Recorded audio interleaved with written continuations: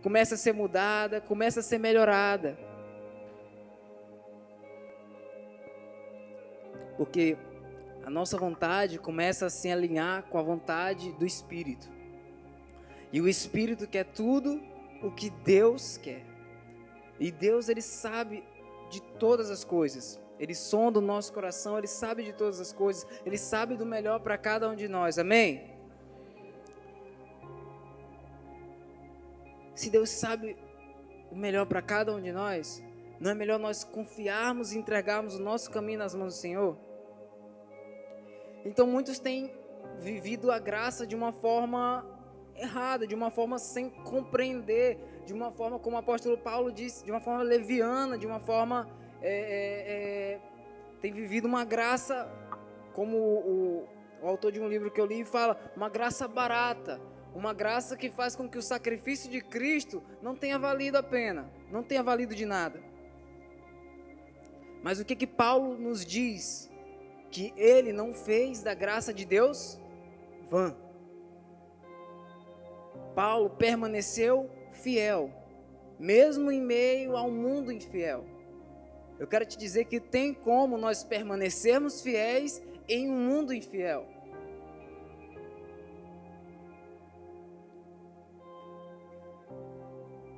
Assim a gente tem que ser assim que a gente tem que ser com o mundo. E quando eu falo mundo, não é as pessoas que são descrentes, né? Porque se você for ler a Bíblia, Jesus fala de pelo menos 3 mundos. Ele fala mundo, o sistema mundo. Ele fala mundo como as pessoas que não conhecem. E ele fala mundo como local físico, como planeta, né? Então tem 3 mundos pelo menos na Bíblia. E quando eu digo que a gente tem que ser assim com o mundo, eu estou querendo dizer é com o mundo secular. É com as coisas que nos afastam de Deus. O mundo, esse sistema mundo que nos afasta de Deus, ele quer de toda forma fazer com que a gente seja infiel, com que a gente prometa a Deus coisas e não cumpra, com que a gente venha para a igreja somente no domingo, com que a gente não venha lá no detox que vai acontecer nessa semana, com que a gente coloque diversas coisas como prioridade ou como desculpa para que a gente não venha aprender coisas que vão nos fazer crescer, que vão nos fazer compreender a bondade, a grandiosidade de Deus. O que eu quero te dizer hoje é que mesmo numa faculdade infiel, nós temos que permanecer fiéis. Mesmo num trabalho infiel, nós temos que permanecer fiéis. Mesmo que o mundo seja infiel, mesmo que na nossa casa, mesmo que a nossa casa, se sua casa for infiel, você tem que ser fiel. Porque nós somos imagem e semelhança de Deus. E se você é imagem e semelhança de Deus, Ele é fiel. Amém? Vocês estão entendendo?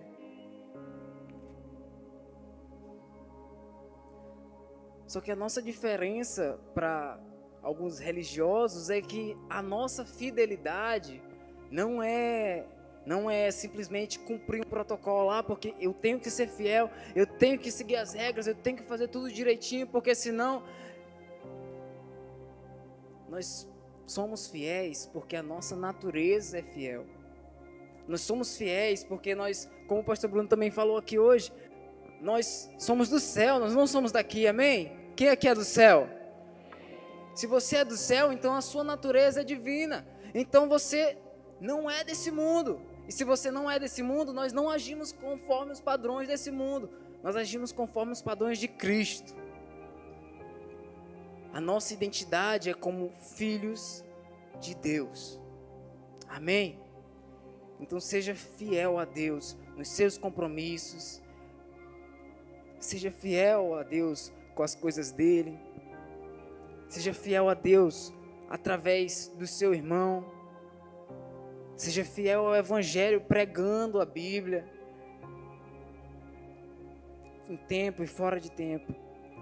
Nós temos que ser homens e mulheres de verdade.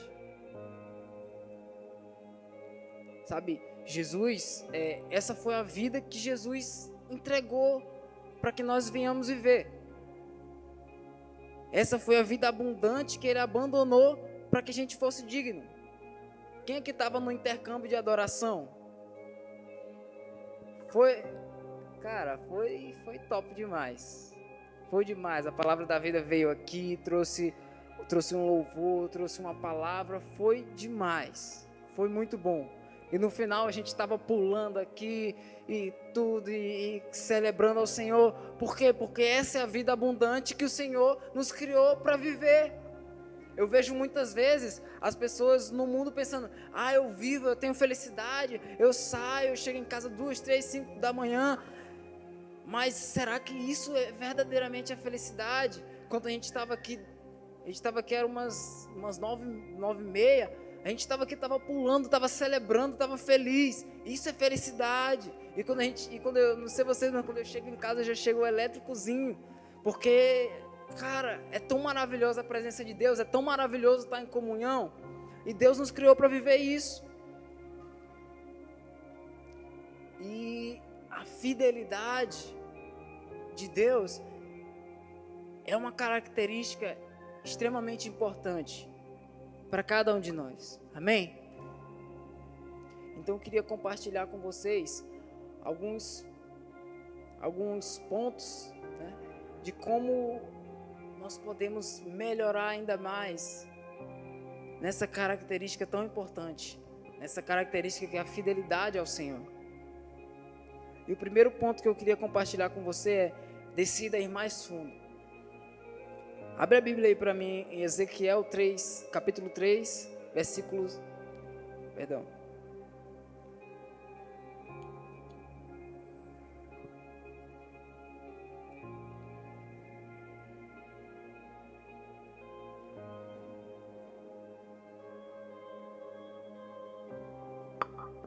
Abra sua Bíblia aí em Ezequiel 47, versículo 3. Ezequiel 47, versículo 3, a gente vai ler até o versículo 5, amém? E saiu aquele homem para o oriente, tendo na mão um cordel de medir. Mediu 1000 côvados e me fez passar pelas águas que me davam pelos tornozelos. Mediu mais 1000 e me fez passar pelas águas que me davam pelos joelhos. E mediu mais 1000 e me fez passar pelas águas que me davam nos lombos. E mediu ainda outros 1000 e já era um rio que eu não podia atravessar, porque as águas tinham crescido, águas que deviam se passar a nado, rio pelo qual não podia se passar. Amém? Em Ezequiel aqui a gente tem uma referência, em Ezequiel 47 a gente tem uma referência de como deve ser a vida cristã. Ela revela vários níveis de intimidade. No começo, você pode ver no versículo no começo, ele diz que as águas dão nos tornozelos, aí depois vai crescendo, aí começa a dar nos joelhos, aí depois ela vai crescendo, aí começa a dar nos lombos, aí cresce até que chega um ponto em que não se pode mais atravessar, a não ser a nado. O engraçado é que quando eu li esse versículo, em nenhum momento ele diz: você não pode voltar. Ele diz: você pode atravessar, só podia se passar se fosse o quê? A nado. Ou seja, ir mais fundo e permanecer nas águas profundas é uma decisão. Nós fomos criados para viver nas profundidades, nós fomos criados para viver na profundidade do Senhor. Nós fomos criados para viver em intimidade com o Senhor. Sabe, nas águas profundas a gente não consegue ficar por muito tempo com a nossa própria força, não dá. Uma hora cansa, uma hora trava, ainda mais se me jogar numa água funda, eu afundo mesmo. Porque quando nós estamos nos níveis profundos no Senhor, nós temos que entregar por completo nós temos que entregar por completo o controle da nossa vida. Amém?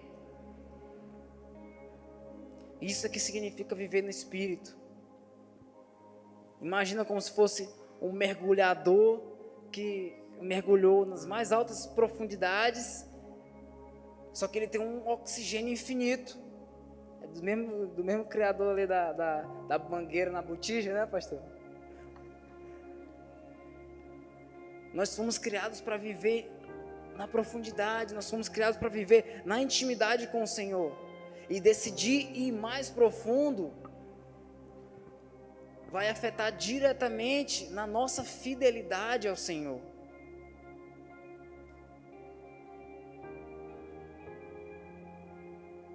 O que eu quero dizer é que, para que a gente viva isso, a gente tem que tomar uma decisão, a gente tem que entregar. É uma decisão diária entregar o controle ao Senhor. Nós temos que entregar todos os dias. E mais fundo significa viver em um constante e íntimo relacionamento com o Senhor, um relacionamento com Jesus.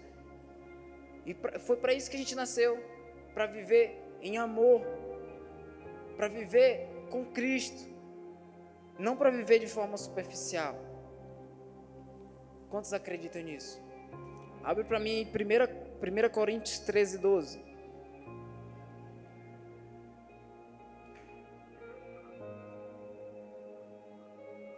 Porque agora o vemos em espelho, obscuramente, então veremos face a face. Agora conheço em parte, então conhecerei como também sou conhecido. Ou seja, hoje a gente vê não da forma exatamente como Ele é. Nós vimos obscuramente. Nós temos uma visão turva de quem Ele é. Mas vai chegar um dia em que nós o veremos plenamente. Quantos aguardam esse dia?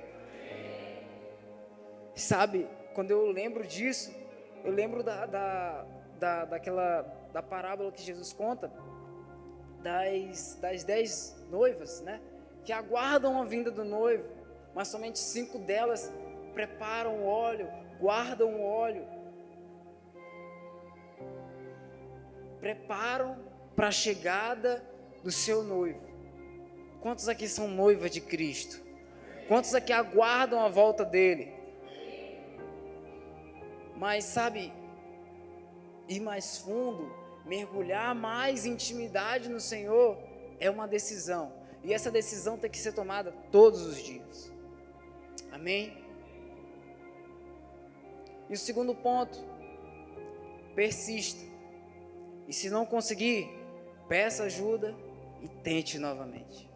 Amém? Sabe um versículo que me ajudou muito? Na verdade, sempre me ajudou.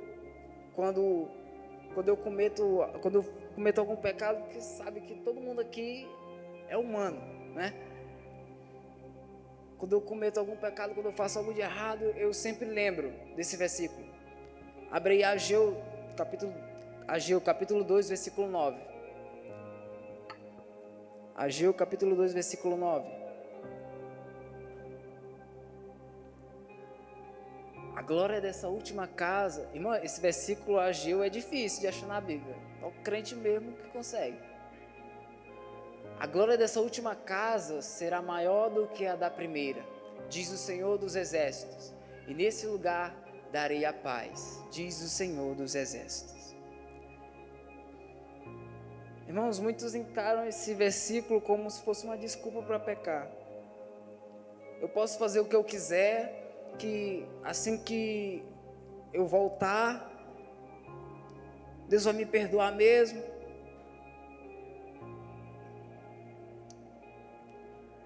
E a glória da segunda casa vai ser maior do que a da primeira mesmo. Mas quando eu vejo esse versículo, tem até uma música que diz: a glória da segunda casa será maior que a da primeira. Mas quando eu vejo esse versículo, eu vejo com uma outra perspectiva. Eu penso que a glória da segunda casa, ela tem que ser maior do que a da primeira. Por quê? Quando eu faço algo de errado, eu penso, cara, Deus me amou tanto, e eu ainda faço isso. Eu vou investir ainda mais tempo, eu vou gastar ainda mais a minha vida aos pés do Senhor. a glória da segunda casa vai ser maior do que a da primeira. Se eu me dedicava ao Senhor antes, eu vou me dedicar ainda mais agora. Porque quando o profeta fala sobre isso, a glória da segunda casa, pode tirar um pouquinho do ganho. Quando o profeta diz que a glória da segunda casa, ele está falando do templo, irmãos. Lá do templo de Jerusalém, que foi destruído quando o exército da Babilônia entrou. Essa era a primeira casa, ele foi destruído. E aí Deus diz que a glória da segunda casa será maior do que a da primeira. Ou seja, a glória do segundo templo vai ser maior do que a do primeiro. E você sabe que naquele tempo, quem assistiu aqui as novelas aí da Record, ou então acompanhou pela Bíblia, sabe que na invasão da Babilônia,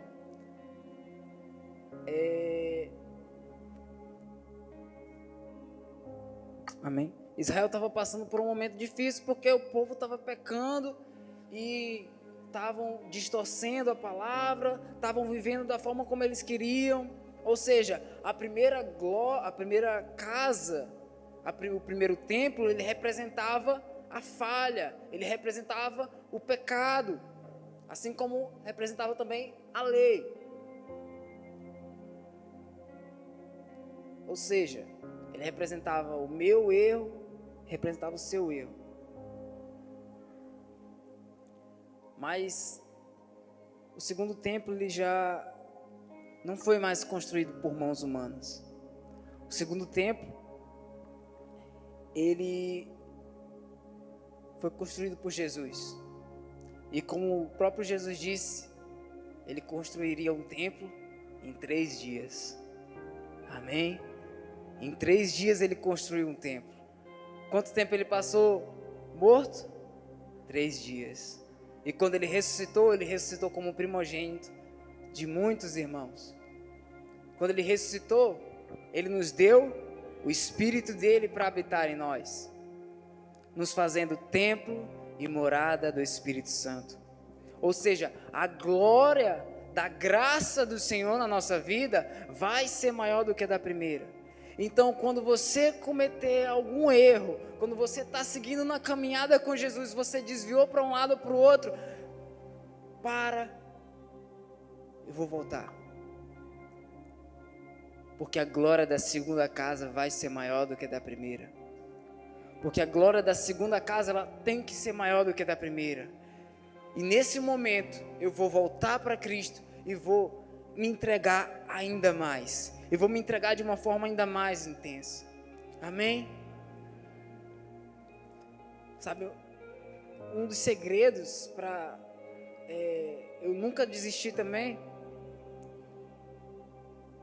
foi uma frase que eu li uma vez e eu achei muito maravilhosa. Ela dizia assim: pecou, chega ainda mais perto dele. Não, mas eu pequei, chega mais perto do que estava antes. Não deixa que um pedaço da sua vida acabe mudando toda a sua história. Deus tem um futuro maravilhoso para a minha vida e para a sua vida. E basta a gente colocar Ele no centro. E basta a gente sempre ser intenso em tudo que a gente for fazer. Se é para orar, abre a boca e ora intensamente. Se é para adorar o Senhor, abre a boca e adora intensamente. Se é para ler a Bíblia, leia a Bíblia intensamente. Ah, João, mas eu não estou entendendo, eu estou lendo, mas não estou entendendo. Ora, pede para o Espírito Santo revelar que Ele vai falar com você. Mas escolha sempre ser intenso no Senhor. Afinal, a gente tem todo o potencial dentro de nós. O Espírito Santo de Deus nos dá o poder de sermos feitos filhos de Deus. E o poder de um filho de Deus não é pouco não, irmão. O poder de um filho de Deus, você sabe que envolve bênção, envolve estar sempre com o Pai, envolve não ficar abandonado. Você sabe, enquanto o grande diferencial de uma pessoa que não acredita em Deus e uma pessoa que acredita em Deus, os dois vão passar pelos mesmos problemas, mas só que quem tem Deus, ele passa os problemas acompanhado, ele nunca passa sozinho. Escolha sempre ser intenso no Senhor. Amém? E o terceiro ponto, e eu queria dizer que é o mais importante de todos, é: ame ao Senhor com tudo que você tem. Amém? Então os 3 pontos para que a gente permaneça fiel na nossa caminhada é: decidir sempre ir mais fundo, persistir e amar o Senhor com tudo que nós temos. Abre aí Mateus 22, Mateus capítulo 22, versículo 37. A gente vai ler o 37 e o 38. Respondeu-lhe Jesus: amarás o Senhor, teu Deus, de todo o teu coração e de toda a tua alma e de todo o teu entendimento. Esse é o grande e primeiro mandamento. Pode voltar para o 37.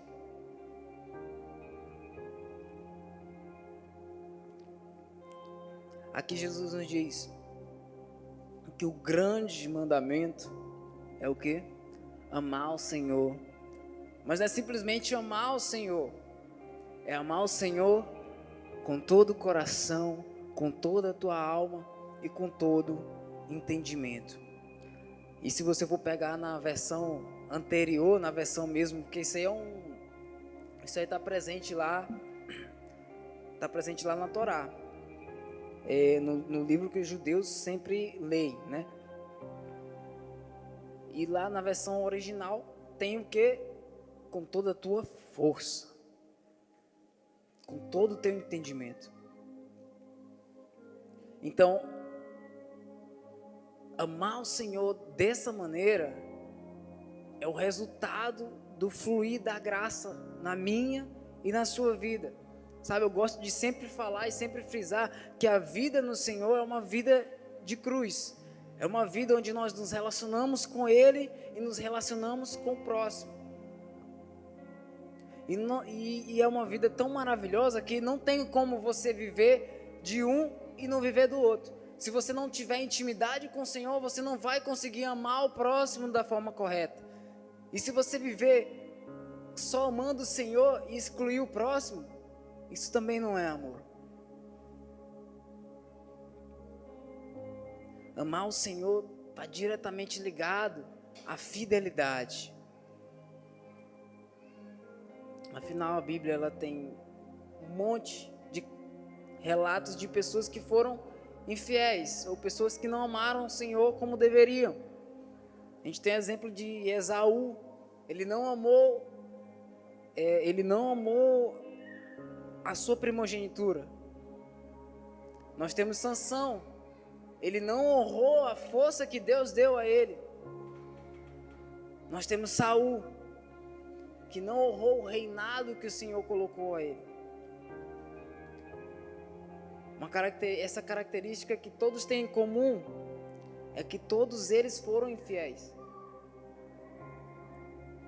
Só que quando a gente vê, por exemplo, na vida de Davi, a vida de Davi não foi uma vida perfeita. Ele teve seus erros, mas diante de todos os seus erros, ele sempre reconheceu que o Senhor estava acima de tudo.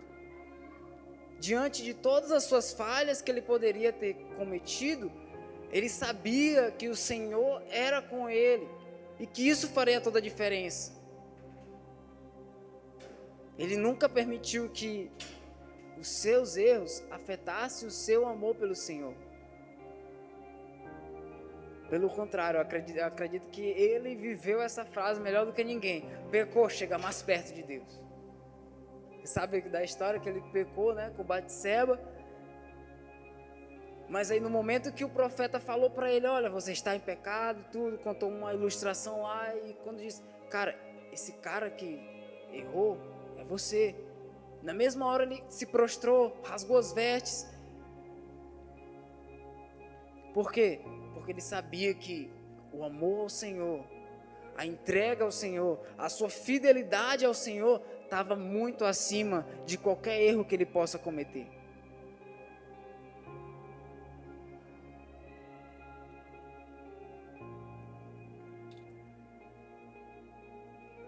E o resultado disso, irmãos, na vida de Davi, foi que, se você for ver, a maioria o maior livro da Bíblia, que é o livro de Salmos, que é feito só de canções e poesias, uma parte desses salmos foi escrita por Davi. Abre aí Salmos 18. Salmos 18, versículo do 1 ao 3. Salmos 18, do 1 ao 3. Olha a declaração que Davi falava para o Senhor. Eu te amo, ó Senhor, força minha. O Senhor é a minha rocha, a minha cidadela, o meu libertador, o meu Deus, o meu rochedo, em quem eu me refugio, o meu escudo, a força da minha salvação, o meu baluarte. Invoco o Senhor, digno de ser louvado, e serei salvo dos meus inimigos. Ou seja, Davi viveu uma vida temente ao Senhor, mas ele viveu uma vida amando o Senhor. E quando eu falo que Davi viveu uma vida amando ao Senhor, é uma coisa esquisita, porque para a gente dizer assim, por exemplo, para me dizer eu amo o Senhor, acima das coisas que eu tenho, parece fácil, porque eu tenho o quê? Eu tenho um gol, tá bem aqui na frente. Se eu for daqui lá para Bacabeira, que eu costumo ir para Bacabeira, eu for daqui para Bacabeira, eu vou num Gol, não tem outro carro para mim ir. Não tem um Hilux, não tem um SW4, não tem nada, outra coisa em casa. Só tenho meu Golzinho mesmo. Então, se eu for viajar, eu tenho que ir nele. Agora Davi era rei. Ele tinha todas as coisas à sua disposição, mas dentre todas as coisas, o que ele priorizava e o que ele dizia que era o mais importante? A presença do Senhor. O mais importante era honrar a presença do Senhor. Era ser fiel ao Senhor. Então o que eu quero deixar para você aqui nessa noite é: ame ao Senhor.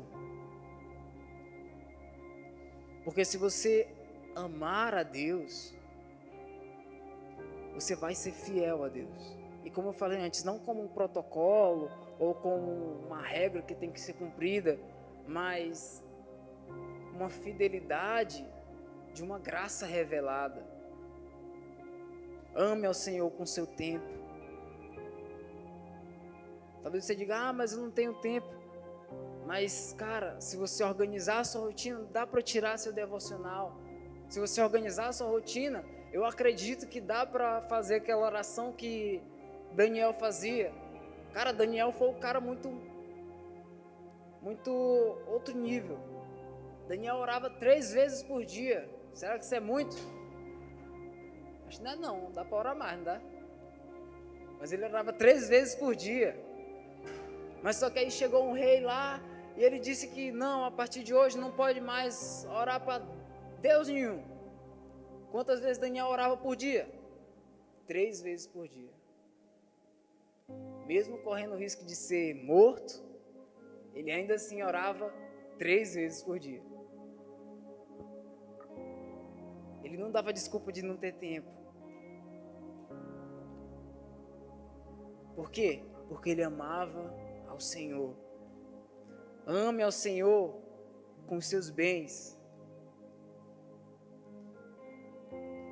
Sabe? Esse é o momento assim que parece que é o mais chato que a igreja ainda encontra hoje em dia, de falar, que é sobre dízimo e sobre oferta. Porque muitas pessoas, quando não está com o coração aberto, não conseguem entender que o dízimo e a oferta não é sobre o dinheiro, nunca foi sobre o valor. Tanto é que quando Jesus diz que pessoas ricas estavam lá entregando lá seu dinheiro, a sua oferta, E aí veio uma viúva e colocou algumas moedas. Ele disse que ela deu mais do que todos eles, porque eles deram o que sobrava. Ela deu tudo o que tinha. Ela honrou a Deus com tudo que ela tinha. Então o dízimo e a oferta nunca foi sobre o dinheiro, sobre o valor. Sempre foi sobre o nosso coração. Eu gosto de falar daquele versículo que diz, que acho que já é de praxe, todo mundo conhece, que é: Deus ama quem dá com alegria. Por quê? Porque Deus não ama quem dá muito dinheiro. Deus não ama quem dá tudo que tem. Deus ama quem dá com alegria. Então, quando você for ofertar, que também é uma forma de ser fiel ao Senhor, oferte com alegria. Se você for dizimar, sempre dizime com alegria. E é uma coisa doida, porque dar dinheiro com alegria é complicado. É uma coisa espiritual mesmo. E por fim, ame ao Senhor com a sua vida. Ame ao Senhor com a sua vida. Sabe, quando eu olho para todos aqueles homens e mulheres de Deus que vieram antes de mim, antes de cada um de vocês, eu vejo como a vida de cada um era dedicada ao Senhor. O pastor Bruno deu aqui o testemunho dele, quando ele resolveu dedicar a sua vida ao Senhor. E eu lembro também da minha vez, quando eu resolvi dedicar a minha vida ao Senhor.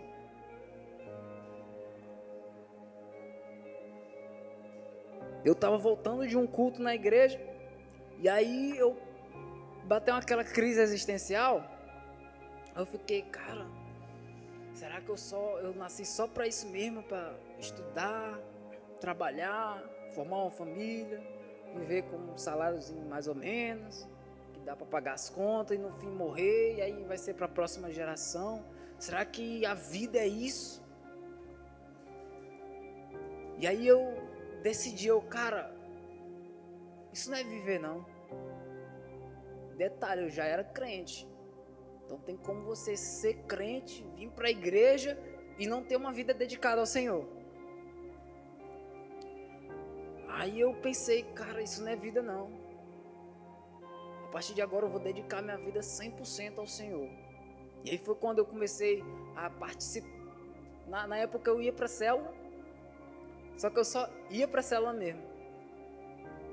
Aí a partir do momento que eu comecei a dedicar a minha vida ao Senhor, eu dizia, é para fazer o quê? Não, deixa que eu faço. É para trazer lanche, eu trago. Não, é para dar estudo, é para dar oferta, eu faço. Aí eu comecei a me envolver também mais na igreja que eu frequentava. Aí eu comecei aos pouquinhos, entrei ali no ministério de som ali, mexendo mesa de som e tudo. E aí depois fui para o ministério de louvor, tocando baixo.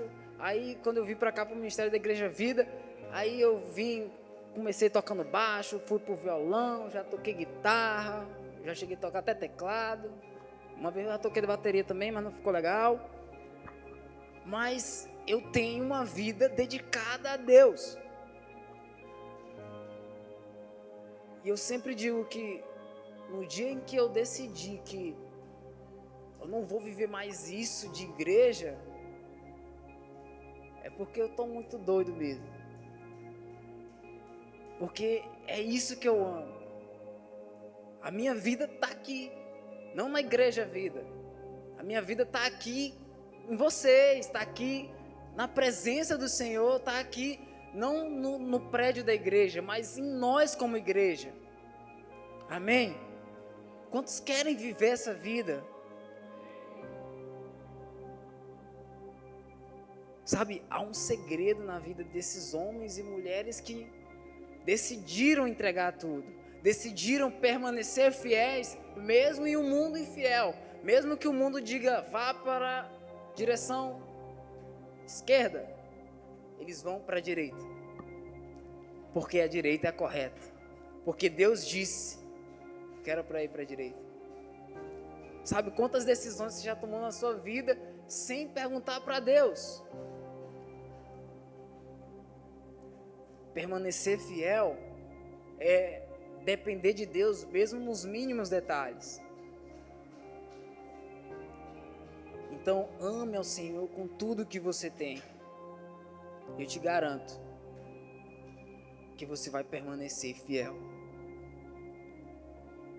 E só mais que já está chegando um tempo aqui, só mais um pequeno detalhe assim que eu tenho percebido que é muito complicado hoje em dia. Não sei se vocês já perceberam isso, se vocês têm percebido isso, em como anda a igreja do Senhor. Sabe, a gente saiu, vocês percebem um ataque do inimigo na igreja do Senhor? A gente passou por 2020, uma pandemia, igreja fechando. Aqui eu lembro quando a gente fez uma reunião aqui, marcamos, não lembro quantos encontros eram só no ano, 6 encontros no ano só. Nunca vi uma coisa dessa. 6 encontros num ano só. E aí veio pandemia e atrasou com tudo. E não foi só aqui na igreja, igrejas grandes perderam membros. E tudo isso por quê? Porque no período pós-pandemia, parece que o povo da pandemia saiu da igreja, ficou em casa, porque tem que ficar em casa. Passou a pandemia, o povo continua em casa, não quer ir para a igreja. Aí você vê o trabalho da igreja, vamos para a casa do Senhor. E as pessoas começam aí, quando a gente pensa que o negócio vai engrenar, aí vem o quê? Eleição. Mais divisão na igreja. Não sei se você percebeu, mas a maioria das palavras que está sendo pregada hoje é sobre união, é sobre permanecer amando o próximo, é cuidar. Por quê? Porque a igreja, ela não para de ser atacada pelo inimigo. E o inimigo, ele age, é nessa área, é na separação. Mas nós permanecemos fiéis, amém? Nós permanecemos amando uns aos outros, amém? Nós somos a igreja de Cristo, a noiva do Cordeiro, amém? Isso aqui foi só um parênteses, irmão. Quero convidar o Ministério de Louvor para subir. Uma parte dele já está aqui. E eu queria dizer que há um segredo na vida desses homens e mulheres que transformaram toda uma geração. Já pode ir apagando as luzes aqui também, só para fingir que tá, só para ele estar no clima legal. Há um segredo na vida desses homens e mulheres que, mesmo no meio de todas as adversidades, eles decidiram ser fiéis ao Senhor. Mesmo no meio de lutas que a gente nem imagina, né? Que a gente vê que na Bíblia eles dizem, nós fomos perseguidos. Mas acho que na última pregação eu falei do Espelho dos Mártires, que falava da forma como cada um morreu e só forma... Quem que já assistiu Jogos Mortais? É uma coisa louca, é uma coisa... Pois é, mas eles sofriam coisas piores. Por quê? Porque foram fiéis. Eles permaneceram, como aquela canção que a gente cantou aqui. Vou tirar o fundo. Como aquela canção que a gente cantou aqui. Eles permaneceram como no início. Eles permaneceram queimando de amor pelo Senhor. Eles permaneceram indo mais fundo no Senhor. Pode ficar de pé. A gente vai cantar essa canção novamente. A gente vai cantar essa canção novamente. Te amar pelo que és.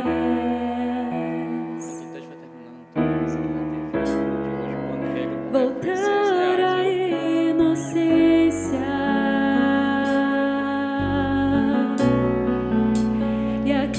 meditar em ti. Talvez em algum momento da sua vida você tenha deixado de lado essa fidelidade ao Senhor. Talvez você tenha deixado de lado e tenha deixado o seu amor pelo Senhor esfriar. E deixo de simplesmente Mas decida nessa noite, entregue a sua vida a Ele. não posso viver Declare nessa noite: o teu amor. Senhor, nós não podemos viver sem a tua presença, Não Jesus. posso viver Senhor, afasta de nós qualquer coisa menos a tua presença, Senhor. Queremos permanecer fiéis a ti, Jesus. não posso viver Queremos permanecer fiéis em meio às circunstâncias, em meio a nossos erros, em meio às nossas falhas. Nós queremos permanecer fiéis, Jesus.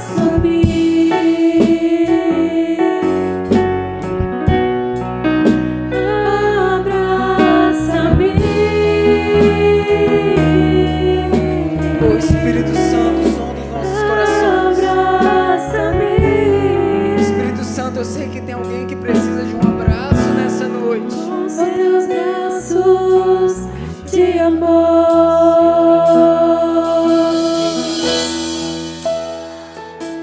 Senhor, nós cremos, Pai, que o teu amor nos cerca todos os dias. Nós cremos, Senhor, que não há nada melhor do que isso, não há nada maior do que isso, Jesus. E nós queremos te amar acima de qualquer coisa, acima de qualquer circunstância, de qualquer problema. Nós te amamos, Jesus. Nós amamos a tua presença.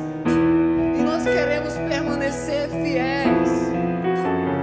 Assim como no início, assim como talvez no começo da nossa caminhada, quando nós íamos para a igreja todos os dias, quando nós queríamos estar envolvidos em tudo, nós queremos voltar ao início. Nós queremos voltar a sentir aquele amor que nos tocou e nos fez te aceitar como Salvador. Nós queremos sentir esse primeiro amor, esse amor que nos invade, esse amor que nos constrange,